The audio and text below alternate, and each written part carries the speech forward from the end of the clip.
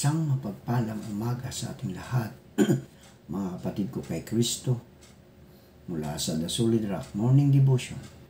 Isang kagalakan na muli tayo ay makapagbulay-bulay sa salita ng Panginoon sa umagang ito. 10 minutong pagbubulay-bulay ng mga salita ng Panginoon upang papurihan at sambahin ang ating Panginoong Hesukristo. Ang ating pong pagbubulay-bulayan sa magandang umaga ng Biyernes ay matatagpuan sa Juan, Kapitulo 8, talatang 11. Ito ang sinasabi. "Wala po, Ginoo," sagot ng babae. Sinabi ni Jesus, "Hindi rin kita hahatulan. Umuwi ka na. At mula ngayon ay huwag ka nang gumawa ng kasalanan." Tayo po ay manalangin. Ama naming Diyos na mapagmahal, Ikaw ay napako sa krus dahil sa aming mga kasalanan. Salamat, Panginoon, sa walang hanggang pag-ibig na inialay niyo sa amin. Aming inilalapit sa inyo, O Diyos, ng aming mga kapatid na may mga karamdaman. Abutin mo sila at pagalingin mo, O Diyos, at ibalik mo ang kanilang mga lakas na nawala dahil sa mga karamdaman. Amin inilalapit sa inyo ang aming mga kababayan na naghahanap buhay sa lansangan, na sila iyong ingatan at proteksyonan mo sa mga masasama. Amin ding itinataas sa inyo ang aming mga kapatid na mangingisda, na sila ay ingatan mo sa laot ng karagatan. Tulad ng pag-iingat mo sa iyong mga apostol na naroon sa laot, nang ang malakas na hangin o bagyo ay kanilang naranasan at ito iyong ipinahinto, Panginoon. Amin ding itinataas ang aming mga kapatid na mga magsasaka, na nagtatanim ng mga palay, gulay at prutas at iba pa, na sila ingatan mo sa kanilang pagsaka upang ang bawat tao ay magkaroon ng pagkain sa kanilang mga hapag. Amin ding inilalapit sa inyo ang aming mga kapatid na naghahanap ng trabaho, lokal man o abroad, naway makasumpong sila ng magandang trabaho sa tulong ng iyong banal na Espiritu Santo upang sila, O Diyos, ay magkaroon ng hanap buhay. Salamat, Panginoon, sa mga kasagutan sa aming mga panalangin. Amen. Kapag pinag-usapan natin ang kasalanan, anong mga halimbawa ang una nating naiisip? Marahil ay ang paninigarilyo, paglalasing, pagsusugal, dahil na sakitang-kita ang mga ito. Sa palagay ko ay hindi magandang mag-isip ng ganito. Hindi dahil sa hindi kasalanan ang paninigarilyo, sobrang paglalasing at pagsusugal ang mga kasalanan ang mga ito, kundi dahil ikinakahon natin ang kasalanan sa ganitong mga gawain lamang. Ang ganitong pag-iisip ay nagbubunga ng dalawang hindi magandang bagay. Una, dahil sa ganitong pag-iisip, pinahamak o iniiwasan ng mga Kristiyano ang mga taong naninigarilyo, naglalasing o nagsusugal. Kapag may mga naninigarilyong tagalabas na dumadalo sa ating iglesia o pagpupulong, marahil marami ang hahatol at iiwas sa kanila. Para bang natatakot tayong mahawa. Nangyari din ito noong kapanahunan ni Jesus. Nabigla ang mga reliyosong Parisiyo na kumakain si Jesus na kasama ang mga makasalanan, ang mga babaeng mababa ang lipad, ang mga nangungulikta ng buwis. Hindi iniintindi ng mga Parisiyo ang nakailangan ng mga makasalanang ito ang pag-ibig at pagpapatawad ng Diyos. Totoo nga, totoo rin sa atin ngayon ang saloobing ito, malibang sikaping abutin ng mga mapagmahal na Kristiyano ang mga sugarol, nanigarilyo at mga lasinggo. Hindi makikilala ng mga tao ang Diyos at maranasan ang kanyang pagpapatawad.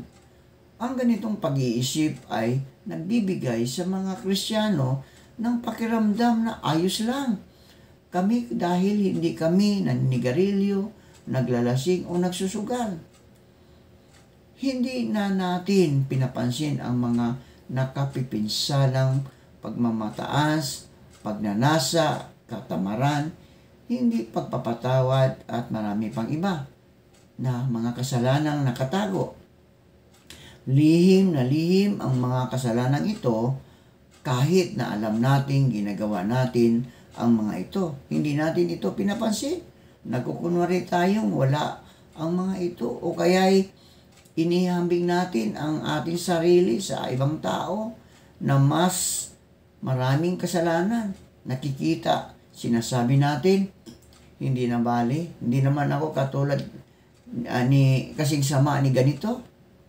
Maraming makagaan nito sa ating kalooban dahil maayos naman tayo kung titingnan sa labas, ngunit bulok naman sa loob. Tingnan natin kung paano tumugon ang Panginoong Hesukristo sa dalawang pangkat ng mga makasalanan. Sinabi niya sa babaeng mababang lipad, "Ako man ay hindi hahatol sa iyo. Humayo ka at talikdan mo na ang buhay makasalanan." Sinabi niya sa mga Pariseo, "Sumpain kayo, mga eskriba at Pariseo, mga nagkukunwaring banal, para kayong pinuputing libingan.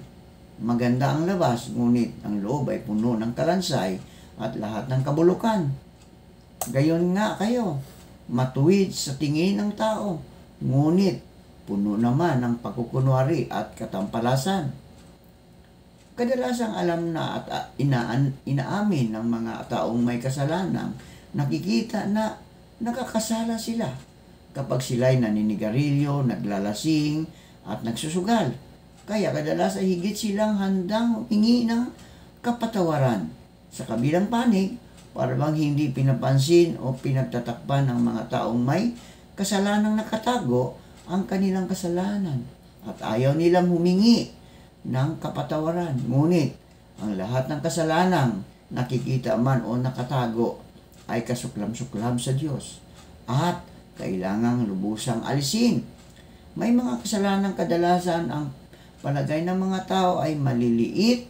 Halimbawa, pagmamarites, pagsasabi ng maliliit na kasinungalingan, at iba pa. Dahil sa inakalang maliliit, hindi sila nagkukonsensya sa paggawa nito.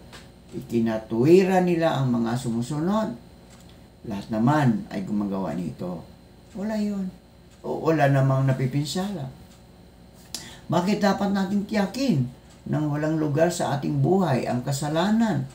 Maliliit.